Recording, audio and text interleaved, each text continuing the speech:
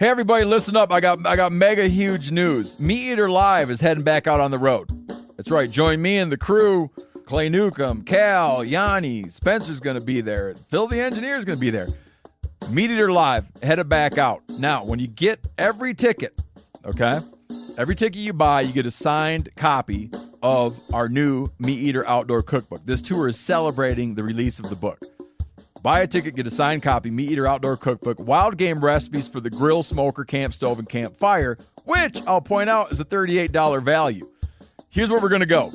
April 23rd, the Mesa Arts Center in Mesa, Arizona. April 24, the Balboa Theater in San Diego. April 25, the Grove in Anaheim, California. April 27, the Crest Theater in Sacramento.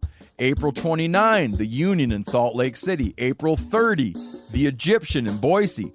May 1, the Wilma Theater in Missoula. May 2, the Bing Crosby Theater in Spokane, Washington.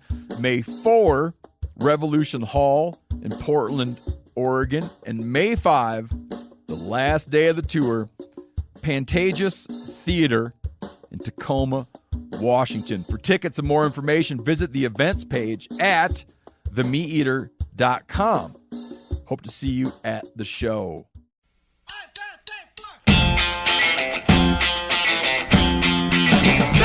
Which may have led to the officer informing our listener that he himself was just listening to the Bent podcast in his patrol car. She did a big hard whip down with her rod and spun the hopper up, and I turned around and he had it pinned like a Hitler mustache in his upper lip.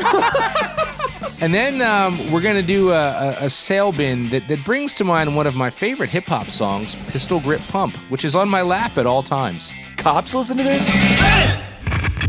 Good morning, degenerate anglers, and welcome to Bent, the fishing podcast that really hates golf but has a hard time denying the similarities between it and angling. I'm Joe Cermelli.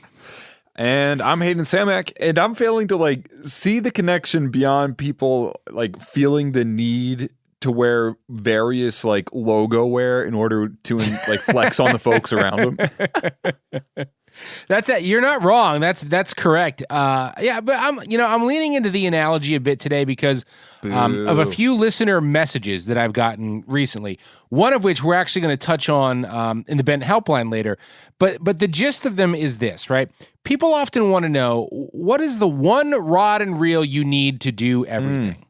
And my answer is always, you can have one rod and reel that will do a lot, but not everything. And that's sort of part of the golf tie-in, right? Conversely, whenever somebody looks in my garage at all my rods and says, what the hell do you need that many rods for? My answer is, because you don't play 18 holes of golf with nothing but a driver, right? You could, but are you going to be as effective? No, you're not. Yeah, but you don't do them all in one day. I get what you're saying, but I also sympathize with the mindset of a beginner because you have to start somewhere. And if there's one thing that you ought not to do when you get into a hobby is just blow your entire budget for the next 4 years on a bunch of stuff that you're going to use one time or whatever. I remember when I first started out, man, I bought a 7-weight steelhead rod.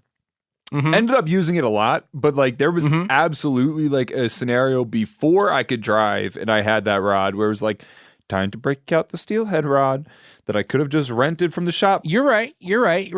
And I think that is true. Everybody does have to start somewhere, but I think the broader thing I'm trying to say here is as you grow as a fisherman, it's important to develop sort of a sense of the systems and the weights and measures that at play here to really be effective. And for a lot of non-devout anglers, dabblers, I think there's a sense that I just need a rod and a reel with some 10-pound tests and I'm good. And you are good if you're okay always staying in the parameters of that gear, right? I look at it if you just want to stay at the driving range, that's where you're happiest, then cool. It's all good. You know what I mean? Right. Yeah. So I get that. Fishing in pocket water is putting or I don't know. You need the right club to be effective there. Yeah. I hate this metaphor so much. It's not a metaphor. Well, it's an analogy. That's why it's fun because I hate golf. Anyway, but another analogy I can draw though is the idea of a golf bag. And I'm not a crazy largemouth fisherman, But I have been lucky enough to fish with a few largemouth pros over the years. And those guys are straight up, man, they are golfing on the water, right? They have all their clubs laid out and they chip here and putt there and drive here.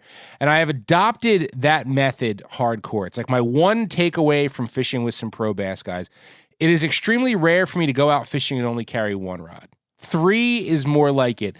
Because I want to have a Senko or whatever on one and a popper on this one and a jerkbait on this one. And they might all have different lines and leaders and actions. But for the sake of efficiency and covering water, I don't want to retie 3 times at one hole. You know what I mean? Like I just want to cover it and move along. Yeah, I mean, like I get that out of a boat. But isn't that like a total pain in the ass to carry 3 rods? I mean, well, I'm phrasing it like a question. What I mean is, it's a total pain in the ass to carry 3 rods.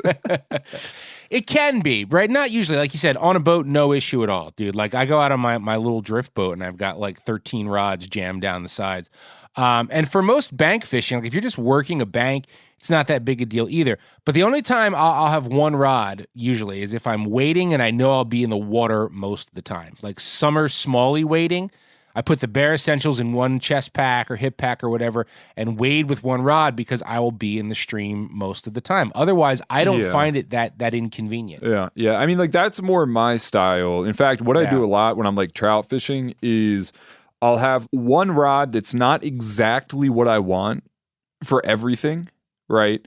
But then I'll have like a couple reels with like different spools on them, right? So I'll go out and if I wanted to like trout fish and I'm Euro nymphing, right? I'll have my like Euro set up, but in my bag, I'll have like a weight forward floating all spooled up. So that way, if it's too windy, I want to fish an indicator, I can move over to that. Or if I see a little dry fly action, it's not perfect for it, but it's like good enough.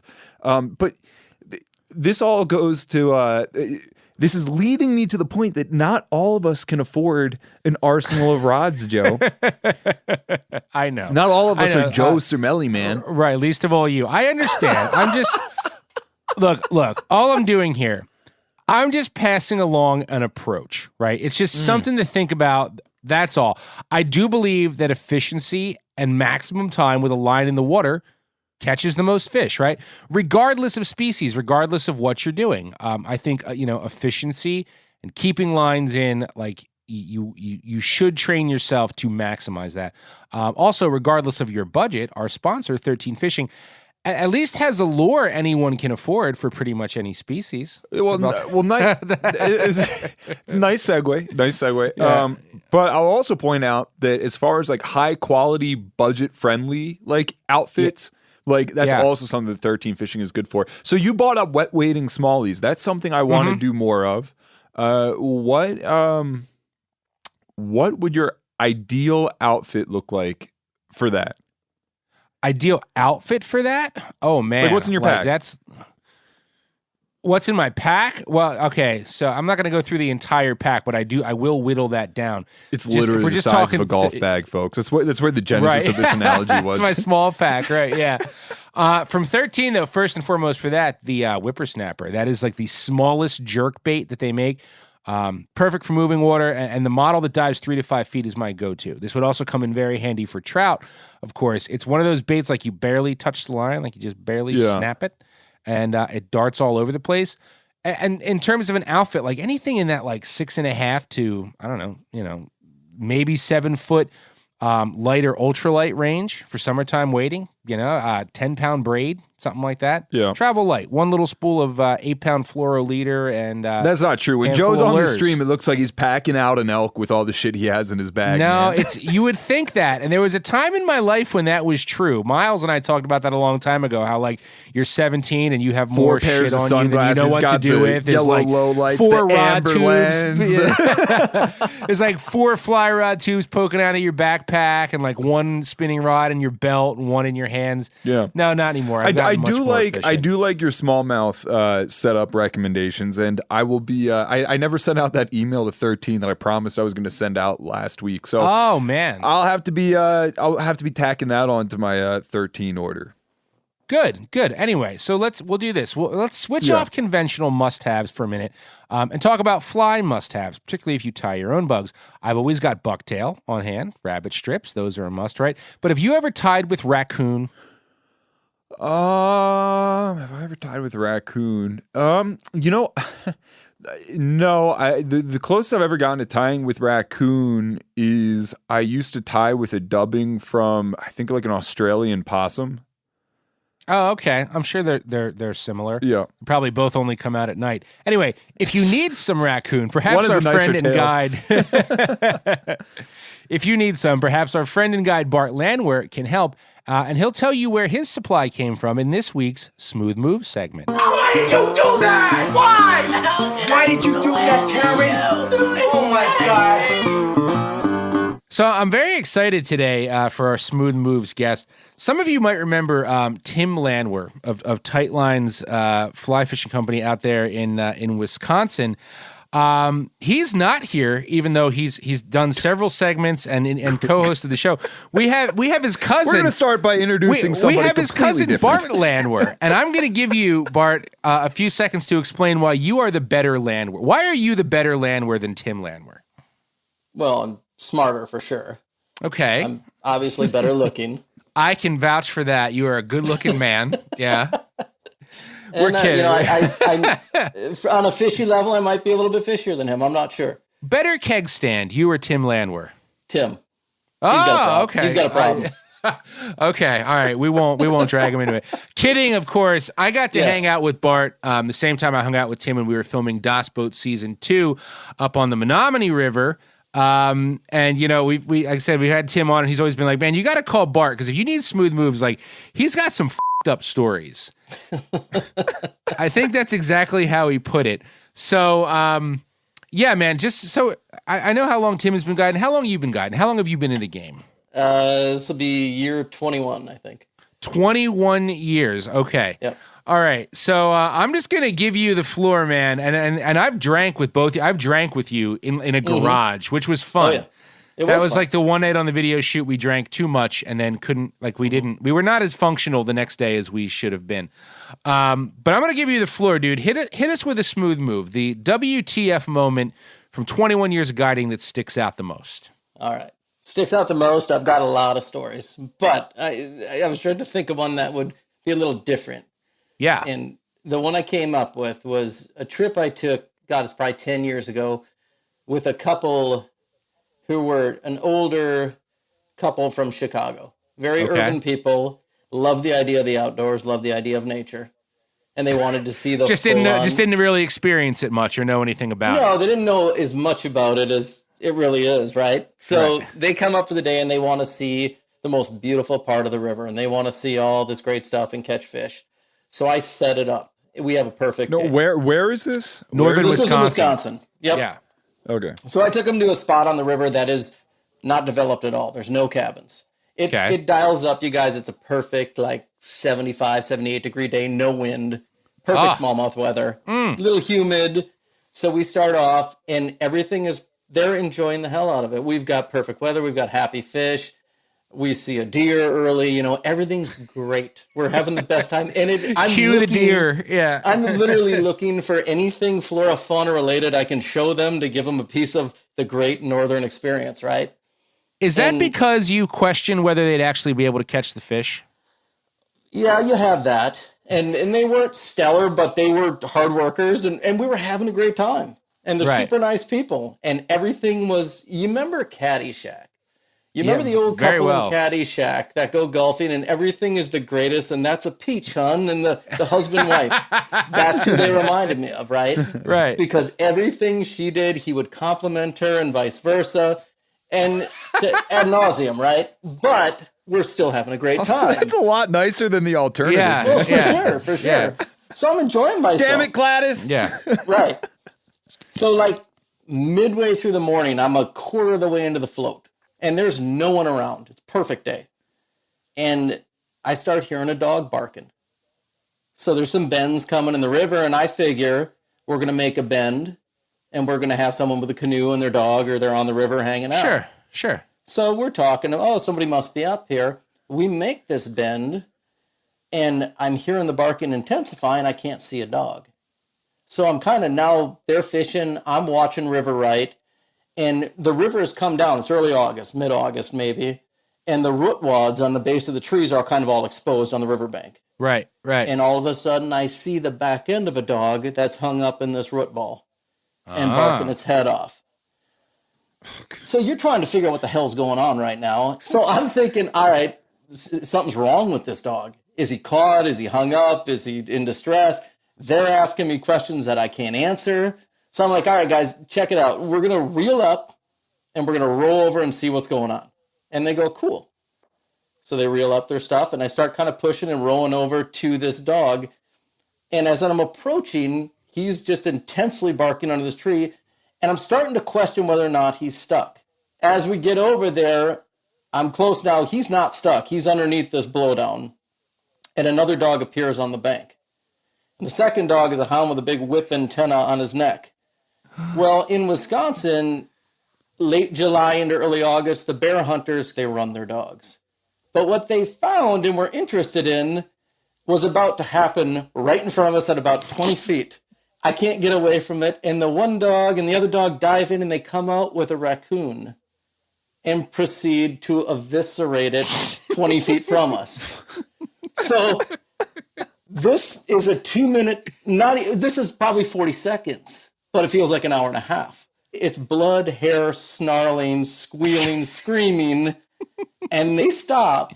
One of them looks over at me and starts wagging its tail, kind of comes up, smells the boat. The other one's happy as a clam. Meanwhile, there's a raccoon in its death throes rolling in the shallows, and every time it comes up, it's making noise and going back up. It's dying. And at this moment... What if you had to imitate this noise, what would it be? I'm not doing that. Come on now. Just think of a really nasty, bad noise. So I'm just watching what's unfolding in front of me, and I'm like, okay, dogs, and they bounce away. They're gone.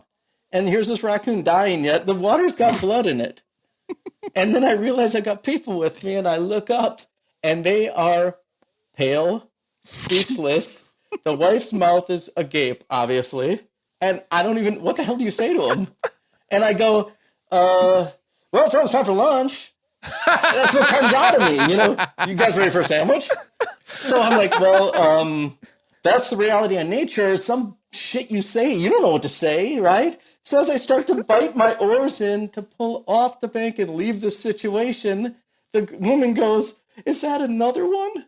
And I look up on the bank, and there was like 4 little yearlings that were with mom, and they must have all been in there, and the dogs killed them all. It was awful. And I'm not messing around, you guys. It was like lunchtime right there. Lunch spot's right here, guys. Let's go have a sandwich. That's the reality of nature, folks. Well, it is the reality of nature, except that the dogs weren't really like wild. It wasn't like wild animal. No, wild. no, It was I kind of agree with you there. manufactured, you know. It was. So did they gosh. eat their lunch or just have like one bite or just sort of poke around the tuna sandwich? Or It how was- did the it rest was- of the day go? It was quiet. People were a bit concerned with what they'd experienced. And I'll tell you, I do have the backup end of that story is right out of lunch. We came out and we got going again, and the weather's nice, and that raccoon's dead long behind us. And the fishing actually got pretty damn good, right? Yeah, well, with all that chum. Yeah, we right. love Yeah, the water. central. You know, things Yeah. are hungry. So we were fishing hopper patterns for smallmouth, and they were crushing. And the lady was in the front of the boat, and she could not hook fish. And her husband, who was so flattering to her all day, it became an annoyance to her because he was, oh, you'll get him next time. And he kept hooking up. And at one point, and I don't know if it was because the raccoon had her a little miffed and upset and everything, but she had a fish come up after about the 10th missed fish, and she did a big hard whip down with her rod and spun the hopper up, and I heard him squeal behind me, and I turned around, and he had it pinned like a Hitler mustache in his upper lip. So I just turned around before he could do anything. He said, no, wait, and I just put my hand in his face and took it out right away. Wow, man, that was a that was a twofer right there. Yeah. You know what it reminds me of, man? Like, one of the only times I've ever seen, like, dog-led destruction like that was like, early spring, and we were doing, like, some, like, yard work around my house, and my mother is in, like, this, like, front garden that we have. There's, like, me, my dad, you know, we're, like, in back. It's my brother and my mom. They were in front. She comes around all excited. You know, the dog's running around, and she comes out excited. She goes, come look. come look, there are baby rabbits. By the time we got there, in her absence, the dog went right over and just destroyed the entire nest of baby I've had rabbits. similar things happen. And also, like, do you know, like, if a baby rabbit is sick or something, I think, like, the mom will actually eat it to get rid of it. I did not know that. Like, I've had baby rabbits in a yard, and, like, there'd be, like, one all of a sudden one day, like, one's not there, and it's just, like, eaten in half. But, like, nibbles, tiny nibbles. Like rabbit I think size it was bites. the rabbit. Rabbits. You might want to qualify that one a little bit. This shit just got all really weird. It's like I don't a new know. take on a baby carrot. Don't you man. do that? Ben, knows? listeners, do mother rabbits eat their babies if one of them is sick and like can't? I don't know. Anyway, did those people come back? They have been back. Yeah. Good. Are they on guard now for the nature? Do they still love the nature as much as they thought they did? I think they understand nature a little bit more now.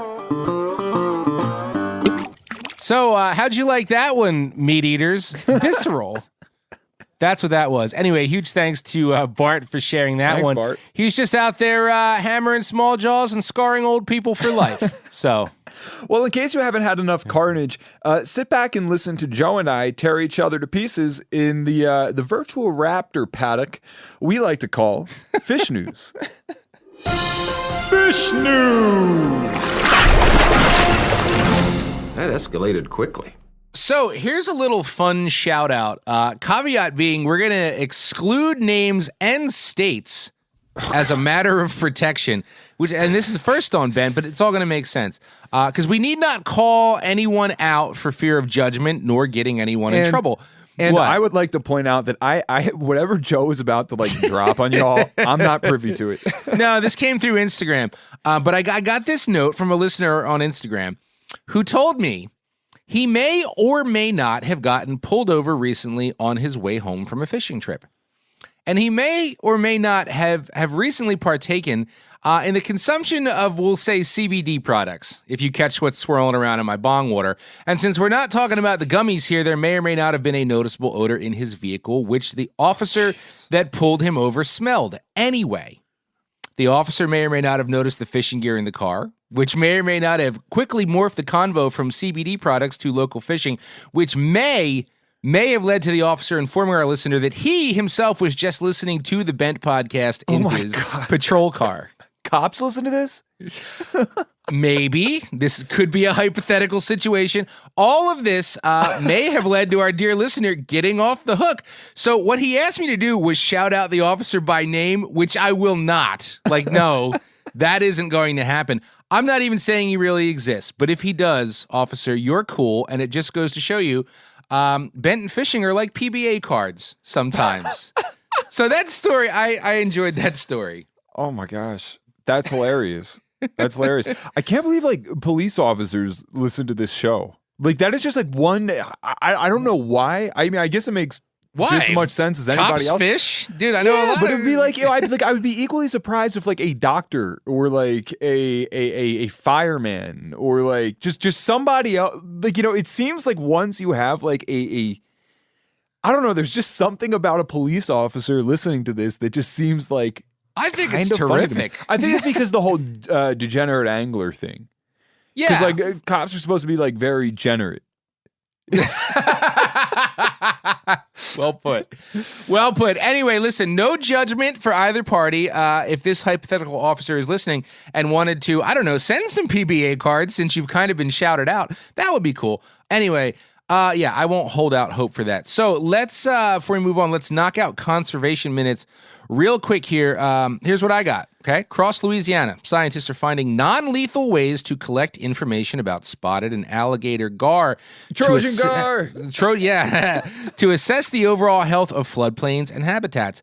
The gar provides samples for isotope analysis. However, historically, collecting those has been lethal. Teams have relied on muscle tissue and stomach contents. Interesting, man. Yes. Interesting. I'm about to talk later, or I guess when I lead off, I'm going to talk about a non-lethal science-based fish thing, right? Yeah. Anyway, Sorry. So no. So now these research teams from Austin, Texas, and Nicholls State University have devised a way to gather the same info with just small fin clips, which means more healthy gar to eat your carp chunks, or for someone to just shoot in the head with an arrow and collect zero data. Either way, more gar for everybody. So for my conservation minutes, we are going to talk about not live fish, but dead fish. A fish kill in Mobile, Alabama has been reported. Is it Mobile or Mobile? I've heard it said both ways. I think it's Mobile, but like I'm using Bob Dylan as my like. I always say it Mobile, but then somebody from there is going to be like, it's mobile. You know, like you can't win. You can't win. People from there, let us know. Well, the Red Drum are stuck inside a Mobile with the Memphis Blues again. Anyway, in Mobile, Alabama, a large fish kill was reported. A video shot by charter boat captain Blake. Oh, crap. Michalski? Michalski? I'm going to go with Michalski. Okay. Showed hundreds of dead red drum along a tide line in the mouth of Mobile Bay, heading towards Sand Island Lighthouse. Though an immediate cause is not clear, scientists aren't particularly worried about long-term impacts, as the incident seems to be relatively isolated. The source of the kill is not clear, as the likely cause had already dissipated by the time scientists got to the scene. This fish kill is unique in that most of the time fish kills are only detected as fish wash up on shore. This one, however, was discovered in open water. Anyhow, if you have any information on this, go ahead and talk to some biologists in Alabama. I know they recently had a nasty cold swing down there, but I don't think it was long enough like the one last year in Texas to do that. So who knows? Anyway, all right, minutes have been conserved. Now, for the bloodbath, remember, this is a competition. Hayden and I do not know which main story the other fellow is bringing to the table. At the end, our audio engineer, Phil, will take a fin clip from each of us to determine which guy spent more than 10 minutes looking for his story. As you've already pointed out, it's your lead, man. So what do you got? Okay, so today on Fish News, I'm going to talk about something I'm totally qualified to share my thoughts and report on, neuroscience. Oh, good. Yeah, anyway, this comes to us from interestingengineering.com, as well as a press release from USC, and that's University of Southern California. To that end, researchers at USC have, for the first time, observed memories forming in a living animal. And guess what kind of animal that was, Joe? It was I know because I almost grabbed this. It's like a zebra fish. It's a fish. Or something. It's a fish. You're not supposed to like tell them the whole. Why? I just told him it's a zebra fish. That's what they always do these tests on. It's for the banner, Joe. Anyway, it was a fish because this is a fishing podcast and this is Fish News. And as Joe pointed out, it was a zebrafish. Anyway, scientists captured the first ever snapshot of a memory being formed in a living animal by harassing larval zebrafish with laser beams. But before we get to that, let's talk about zebrafish as model organisms. They're shitty tank fish, I'll tell you that. They're very boring and they fade. The stripes fade. It's like then it's just like a minnow, you know? Yeah. Well, anyway, a model organism, not to be just totally derailed by Joe's feelings on zebrafish as tankfish, is a non-human species studied to understand particular biological phenomena with the expectation that discoveries made in the model organism will provide insight into the workings of other organisms. Zebrafish happen to make particularly good model organisms. I think that's like my fifth particularly in this episode of Fish News. Anyway, being that they're, the zebrafish is easily modifiable, they develop outside the womb, which is useful in observing that stage of organism development. And they breed more prolifically than like mice, for example. So there's like a lot of them, and they're, anyway. Yep. The other thing about them is they're basically see-through, which makes them particularly, that's number 6, useful for making observations on their vascular and nervous systems. Oh, this is great. This particular story is rooted in the latter. Dude, I was writing horribly this week. Okay. On to harassing GMO zebrafish with laser beams. Scientists at USC wanted to learn about the ways memories were formed and what physiological changes occurred during that process. What they did was they exposed a 12-day-old zebrafish to a light source, which is a fancy way of saying they turned on a light. Then they heated the little zebrafish up with an infrared laser, which the little fish found uncomfortable, at which point they would try to swim away to avoid the laser.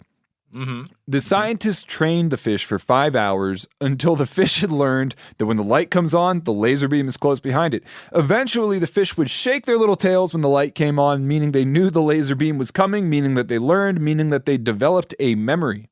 Voila. Okay. This was documented importantly with a special way of imaging their brains. A problem with this kind of like micro imaging, I don't know what the real term is. Obviously, like my comment about this being something I'm well versed in at the top of news was made in jest. But anyway, the problem with this type of imagery is that the scientists would often kill the fish with the photons used to generate it. Using a special microscope, they were able to observe live fish, which was previously impossible. You pretty much had like one before or after, right? It was here's the fish when it was alive, here's the fish being dead. Now you can have like a linear before and after progression. And actually thinking about it, probably what you had was you had fish that were exposed to this thing and were not exposed to this thing, and like not being the same fish. You had one live fish, one dead fish, and you tried to parse the difference. Anyhow, using that special microscope and looking at living zebrafish and their little fish brain, scientists discovered something interesting. That instead of a synapses being strengthened during the making of the memory, what actually happened is that some synapses some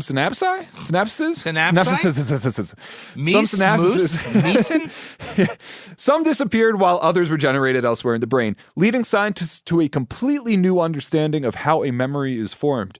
For the last 40 years, and this is a quote, for the last 40 years, the common wisdom was that you learn by changing the strength of synapses. But it's just synapses. I know, man. I know. It's just a tough word, man. Synapse. Sit down and let me finish the news story. But that's not what we found in this case, said Carl Kesselman, a computer scientist at USC Viterbi. USC Viterbi. Yep. Viterbi. I don't know either. Thanks, Joe. Anyhow, scientists think this research could mean big progression in the understanding of things like PTSD and why those unpleasant associative memories seem so strong. So yeah. I mean, it's a very cool study and it's very cool technology. But I think I have no choice but to strip it down to a more like fishing based level. I think what this proves, right, is that fish have memories, and we all kind of knew that, right? But I mean, there it is right in front of you. I mean, this study literally watched a memory form in tiny fish. So like everybody gets hung up on conditioning and pressure, and it's like, oh, we're all chasing these things with these teeny little brains, and yeah, but I mean, there's sort of proof in the pudding that fish are smarter than we think. And what I looked at this story briefly, I didn't grab it. Thank God, because we would have crossed over. But what came to mind was literally just this past weekend, I took my son out fishing for a little while, and there was this pond that I found in this park where I was looking for mushrooms last spring. Did not know it existed, right?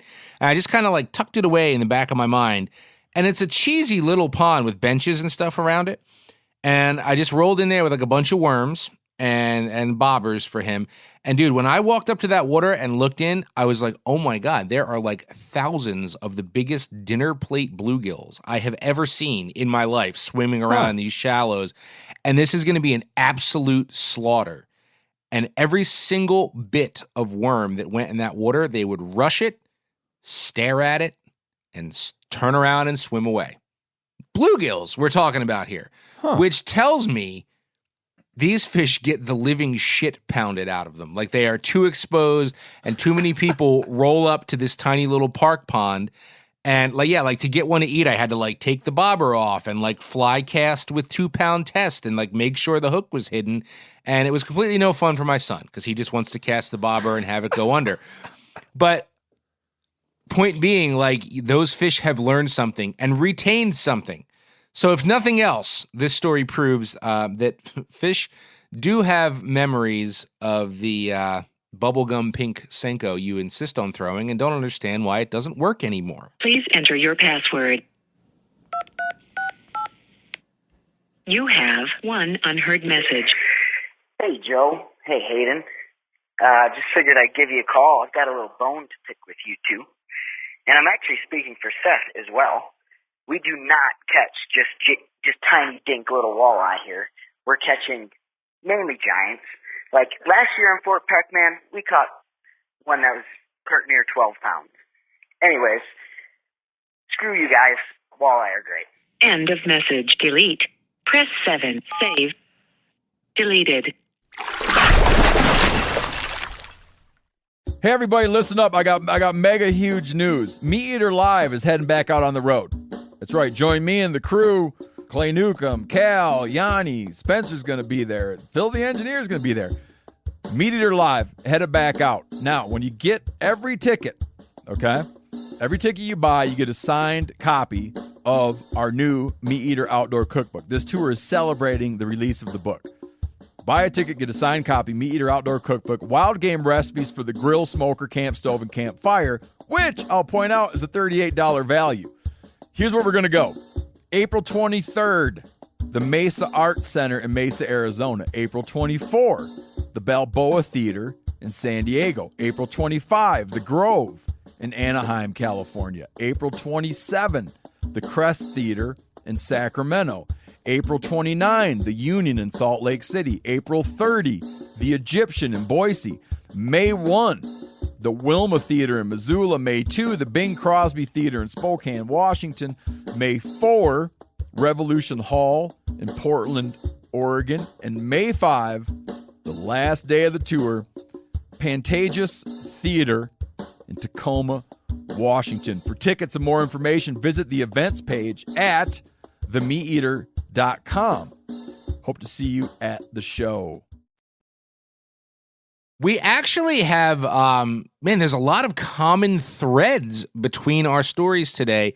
Mostly that they are dealing with small fish and technology that neither you or I truly understand. But I'm going to go with it anyway because I found this interesting. I think we all pretty much know what radio tagging or acoustic tagging is. It's pretty common in fisheries research these days, but much of it is focused on larger What is species. acoustic tagging, Joe? Well, okay, for those of us that just need a quick version, you implant a tag that emits a signal on either the inside or outside of a fish, and that transmits data about where the fish swims and how deep it dives and all that good stuff back to a satellite or whatever, and then we collect the data on our lappity-toppities. Most notably, anybody can hop online and track great white sharks all over the world that have been tagged. I do it every time I go swimming. Yeah, right. Yeah. You look first. Exactly. Mm-hmm. I remember a long time ago, we reported on how there was a sports book being created where you could like bet on where the sharks would pop up. Anyway, forget about the great whites, and we're going to talk about little itty bitty salmon. A team from the Pacific Northwest National Laboratory has developed acoustic tags smaller than a grain of rice, which is pretty impressive. And they've been implanting them in juvenile Chinook salmon throughout the Pacific Northwest. I love like grain of rice as a standard unit of measuring. Yeah, like, I feel like all technology is are we like talking smaller Uncle than a grain Ben's of or rice. the expensive basmati shit you get at Whole Foods? I mean, it's a huge Rice-A-Roni. difference, you know. Smaller than a Rice-A-Roni, grain of that's a pretty Rice-A-Roni. long grain. Oh, Rice-A-Roni is delicious. Anyway, so there's a very specific purpose for this, and then similar to the research in your story, right? This can be useful all over the world. It's not focused just on this one thing. But the juvenile salmon acoustic telemetry system collects the data from these tags to study how juvenile salmon running back downstream to the ocean modify their behavior as they approach a dam, and then how they navigate through those dams. So, per the story from opb.org, juvenile salmon generally have 4 options when they encounter a dam, right? They can use the specially designed juvenile fish bypass system in place on dams throughout the Pacific Northwest. They can run the gauntlet and go right through the turbines. They can plummet over the spillway or go over the less harsh surface spillway. And that last one there, as I understand it, means that the water is spilling, if this makes sense, at the same surface level as the water behind it, versus the regular spillway where the fish would sort of have to like fall down a few flights of stairs and then get spit out the other side. It's like jumping off a cliff or falling down an escalator and then falling off a slightly shorter cliff. So those are kind of the differences, like one shot or a little torture on the way. Anyway, it goes without saying that the information on how the majority of these fish are getting through the dam is valuable. As the story points out, collecting this kind of data to prove, or disprove different hypotheses without acoustic tags would take a very long time and be very costly. They note that these tags can be implanted in baby salmon very quickly with little stress, in most cases with just 1 or 2 sutures. So as the fish approach the dam, scientists collect information on where the fish are swimming, how long it takes them to pass through the dam, which route they're following, and if they survive. So I'm curious, any guess from you on which of those options the fish take most of the time through the dam, whether it be the built-in salmon bypass, the steep fall, or the short tumultuous fall, or right through the turbines?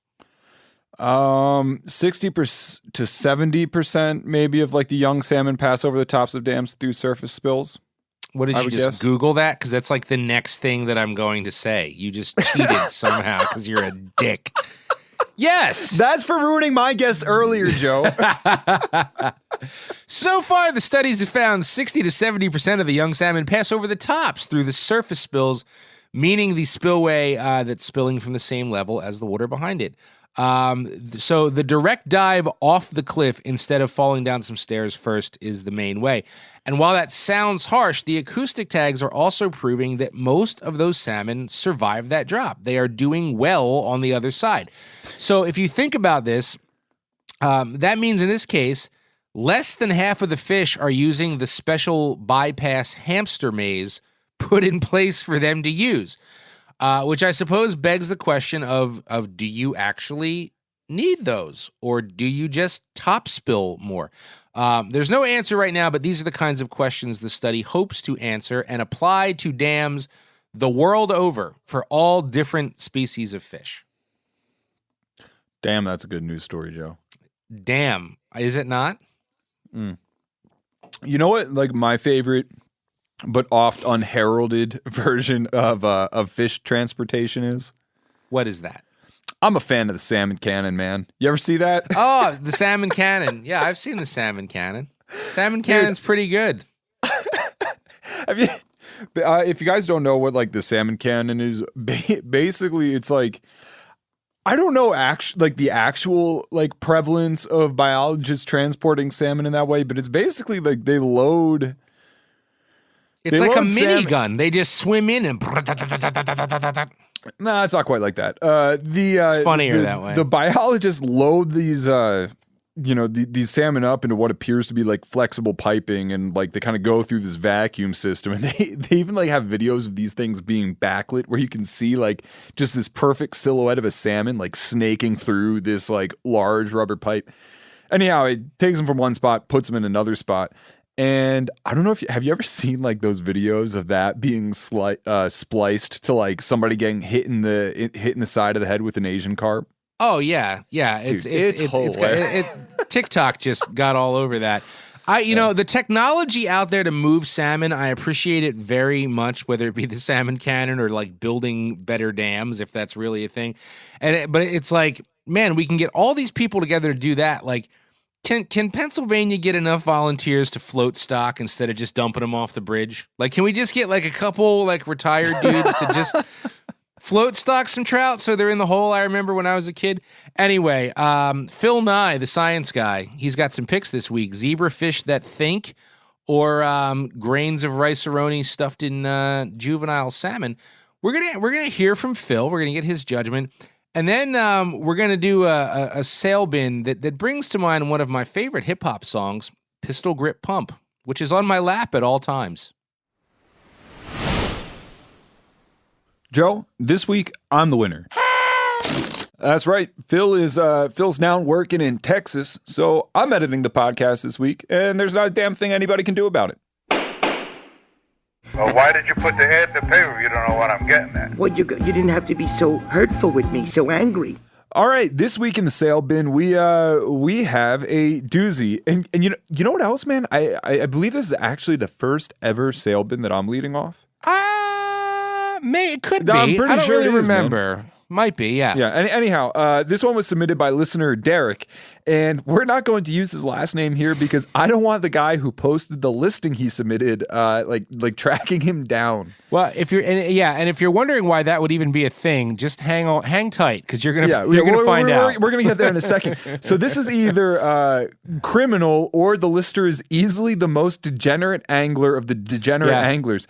And this has very little to do with the items being sold and more with the items that happen to be in the picture attached to the listing. Yeah, like you said, right? This is either a degenerate fly tire or a degenerate who robbed a fly tire at gunpoint and is now trying to flip a stash of stolen materials. The broader point here is sometimes it's not even the thing, it's the surroundings in the photo. Anyway, why at gunpoint, you ask? Well, we're going to get to that. But first, let's just tell them about the rest of the photo before we get to those juicy bits.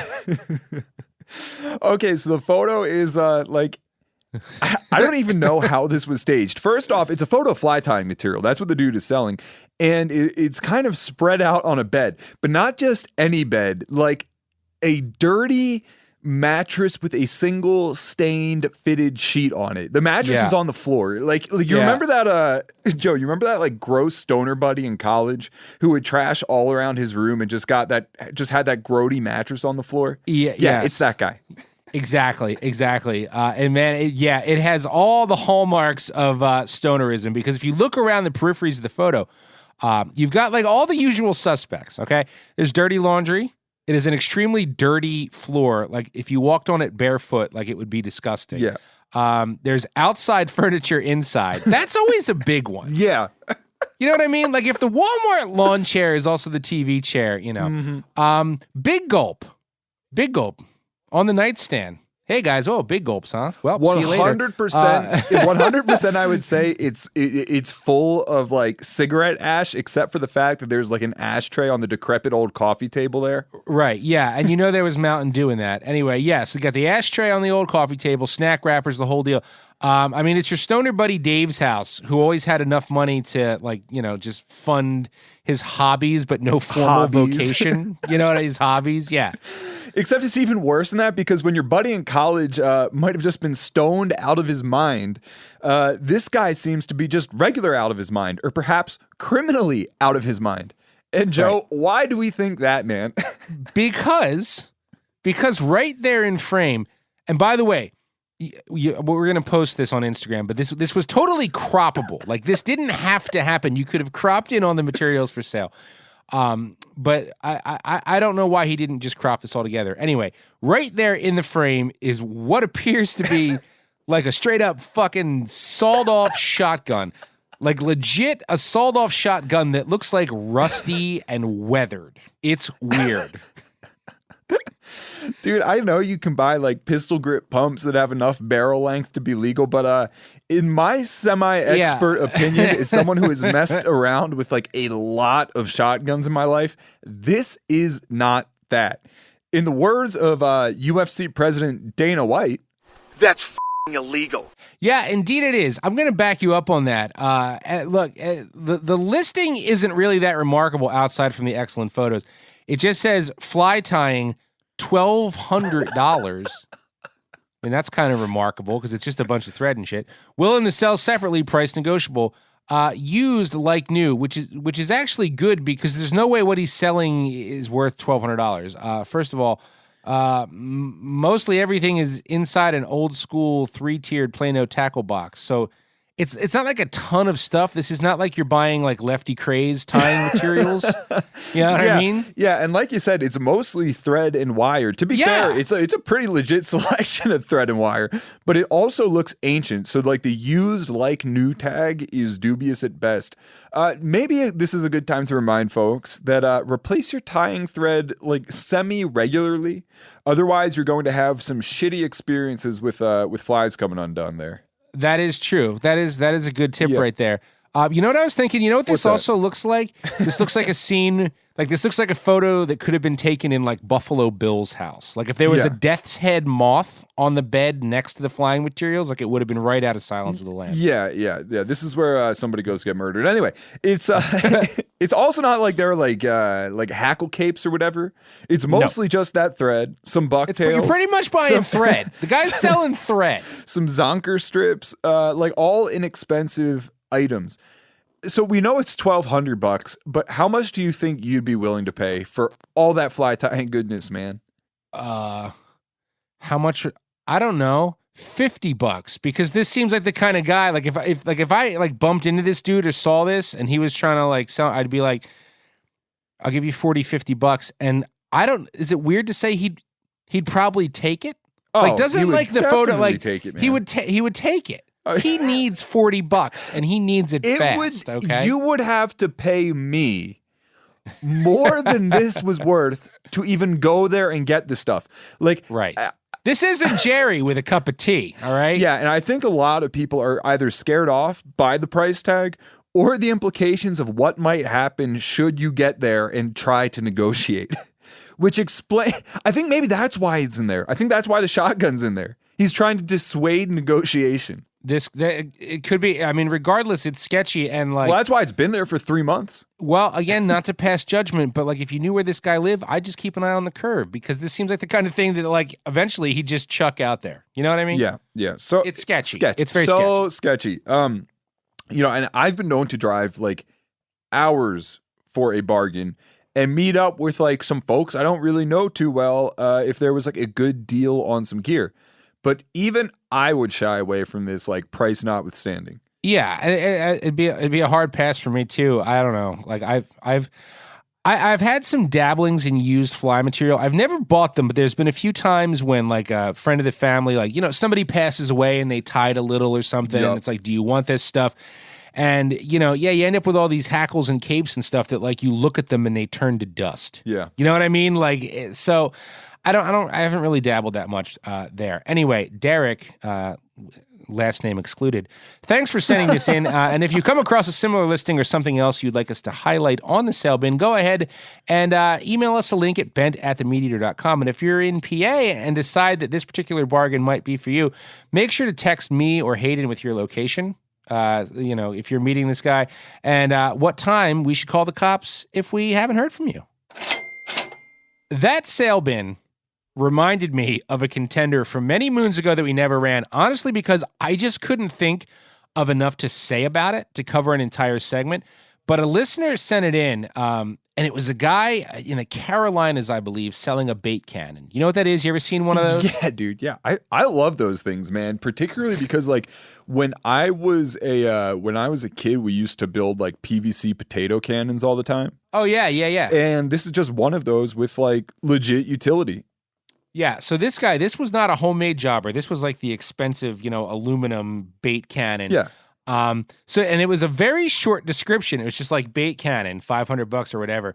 But there was only one photo of the bait cannon on his lawn. But his giant dog, which I think was a boxer, is taking a huge steamy shit right next to the bait cannon that is for sale. Like this giant curling turd is falling out of the dog's ass, like within inches of the item. And it's just like, take another photo, man. Like digital photography is free. Like you can't say that you didn't notice that, you know? It's funny because we sit here and we analyze all this shit, but the truth is I just don't think people care. Like, I don't either. They really don't. I'm certain the guy who took the photo for today's sale bin never gave the surrounding a thought, cared then, or will care now if he hears this. No, which he won't. But you know what? We hear you. We hear you and your questions, Bent listeners. So To take this episode full circle to the start where we touched on the existence of a perfect spinning or bait casting rod, let's chat about whether such a thing exists in the fly world in today's installment of The Bent Helpline. What are you laughing at, Martini? You're not an idiot? Huh? You're not a damn loony now, boy. You're a fisherman. What's your emergency? All right, so this week on the Bent Helpline, we are hearing from Ryan Galarno, a.k.a. Crayola Munchies on... It's a great handle. Yeah. Great handle. Love to know more. Yeah, Crayola Munchies on the Instagram. He asks, been fishing all my life, but never fly fished. What would be the best way to start? Now, I got some thoughts on this, Joe, but why don't you... Shoot. Okay. No. You go first. Go ahead. What are your thoughts? Okay. So, I have, I guess I've been in this position more recently than you. Beginner fly rod, first off, right? Like, don't go out buying like a crazy $900 rod because like that's what you think you need to be good. A $900 rod, or just even like a more upper echelon rod, has its place, but I don't know about you, Joe, but like I don't feel like that's something that I was really able to appreciate until I was like far enough along in my like fly fishing trajectory. Well, that's exactly right. That's like getting your learner's permit when you're 16 and somebody putting you in like a BMW sports car. Like, right. You don't know how to drive the Corolla yet, so are you really going to appreciate the difference? And I agree with everything you just said. People ask me all the time, similar, like I want a starter setup. What brand do you recommend? And truth be told, my answer is always figure out what your price range is for the rod and reel combo, and then pick the one that you like aesthetically. Because really, I think if you're looking at fly rod and reel combos in similar price ranges, I mean, I haven't fished them all, so I can't like say, well, this one is better. And is there really a terrible fly rod anymore? No. In any price range, especially if you don't know the difference. If you don't know how to cast yet at all, you will learn just fine on whether it's an Echo, Orvis, whatever sort of budget, lower-end brand you can afford.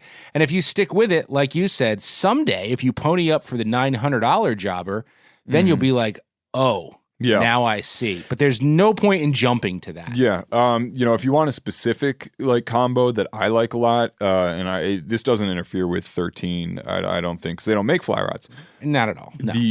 The Orvis Clearwater combo, I think is great because it comes with your line, it comes with your reel, it comes with your rod. I think it even comes with some leader material. But I remember I'd gotten a girlfriend one of those at one point in time, man, and I fished that thing for a while, and it was great. It's like, even somebody who knows something about it, man, I thought that was totally sufficient. So yeah, I mean, I've said this before, and I'll reiterate it. In my opinion, you can either cast a fly rod or you can't. There is no such thing as a fly rod that is going to really make you cast better. There's not. Yep. There's not. So even if you're the guy who's got the $1,300 rod and 30 years of experience, if somebody's like, hey, dude, your only option today is this Orvis Clearwater, you will get by and cast just fine. Oh, so, I have done exactly that with a... Yeah, it's the skill, not the tool. Yeah. Anyhow, so that's like your rig. Next, I would identify what sort of species you were going after primarily, and number one, buy the rod that's like conducive to that. Can I add a little caveat to that? Because what I also see people say is, because that's what I'll ask. Well, what are you fishing for? And a lot of times you get, trout mostly, but sometimes carp and occasionally smallmouth. Yeah.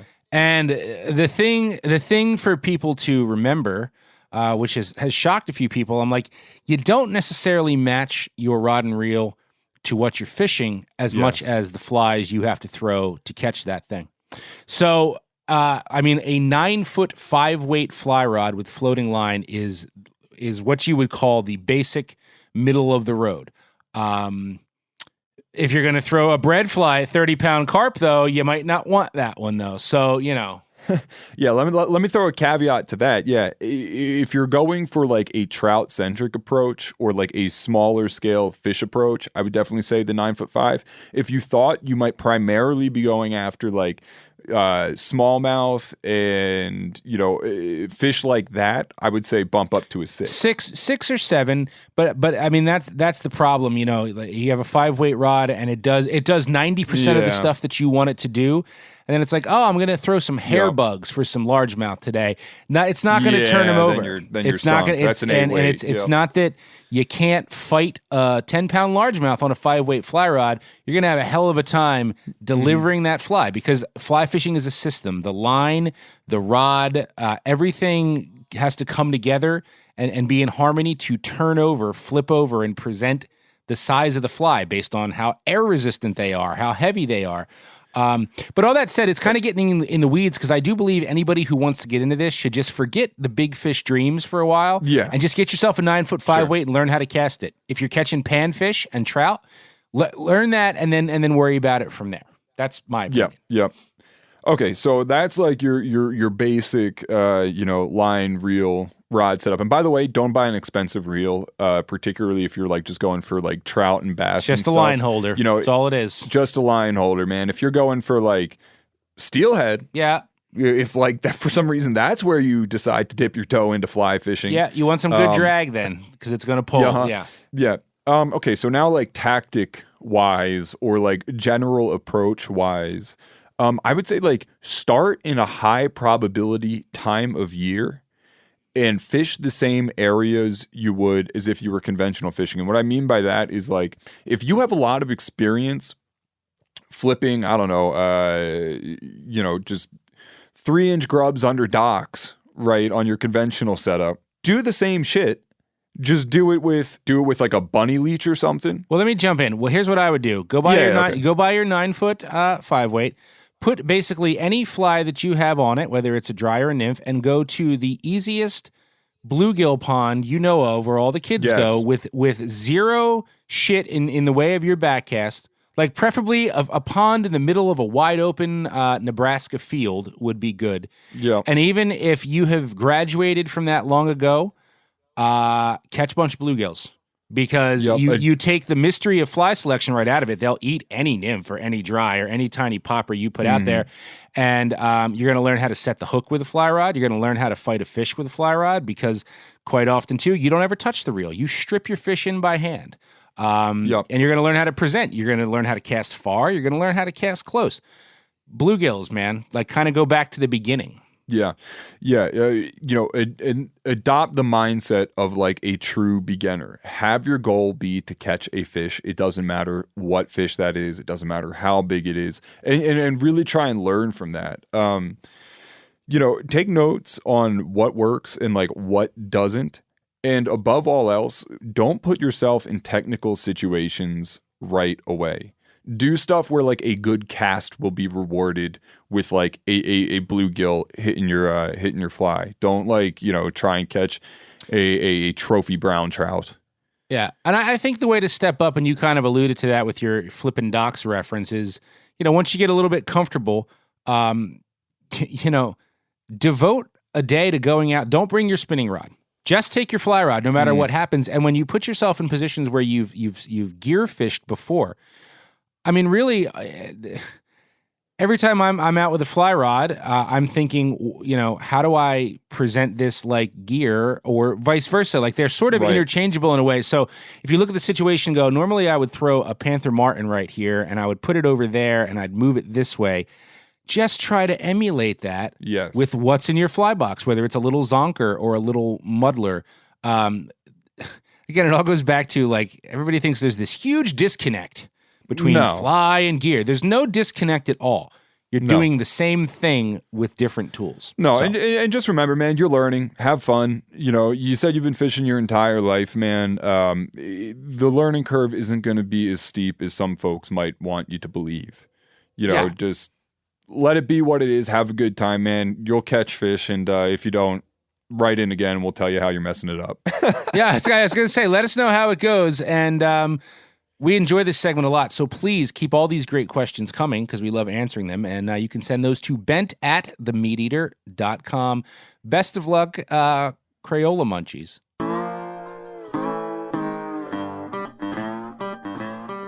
So that's it for this week. Hey, please don't forget, if you're selling a child's toy, a gently used wheelchair, or a set of encyclopedias on Craigslist, make sure your sawed-off shotgun isn't in the photo that you post to attract buyers to come to your home and look at your wares. Also, don't forget, if you don't use those Degenerate Angler and Bent Podcast hashtags when you post your sawed-off shotgun and drug paraphernalia, we might not see it, and we very much want to see it. We do. We also want you to keep sending those awkward moments, questions, and all that jazz to bent@themeateater.com. And finally, we hope we have inspired you to tailor your rod and reel arsenal to the unique waters where you fish so that you can finally bow and arrow cast that spinner to that impossible brook trout under the tree, giving you the confidence to say, Happy learned how to putt. Uh-oh.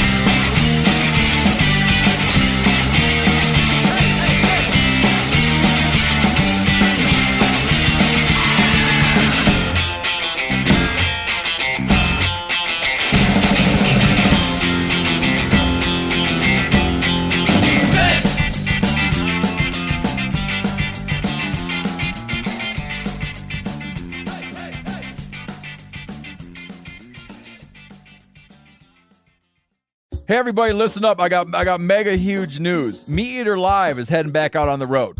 That's right. Join me and the crew. Clay Newcomb, Cal, Yanni, Spencer's going to be there. Phil the engineer's going to be there. Meat Eater Live headed back out. Now, when you get every ticket, okay? Every ticket you buy, you get a signed copy of our new Meat Eater Outdoor Cookbook. This tour is celebrating the release of the book. Buy a ticket, get a signed copy, Meat Eater Outdoor Cookbook, wild game recipes for the grill, smoker, camp stove, and campfire, which I'll point out is a $38 value. Here's where we're going to go. April 23rd, the Mesa Art Center in Mesa, Arizona. April 24, the Balboa Theater in San Diego. April 25, the Grove in Anaheim, California. April 27, the Crest Theater in Sacramento. April 29, the Union in Salt Lake City. April 30, the Egyptian in Boise. May 1, the Wilma Theater in Missoula. May 2, the Bing Crosby Theater in Spokane, Washington. May 4, Revolution Hall in Portland, Oregon. And May 5, the last day of the tour, Pantages Theater in Tacoma, Washington. For tickets and more information, visit the events page at themeateater.com. Hope to see you at the show.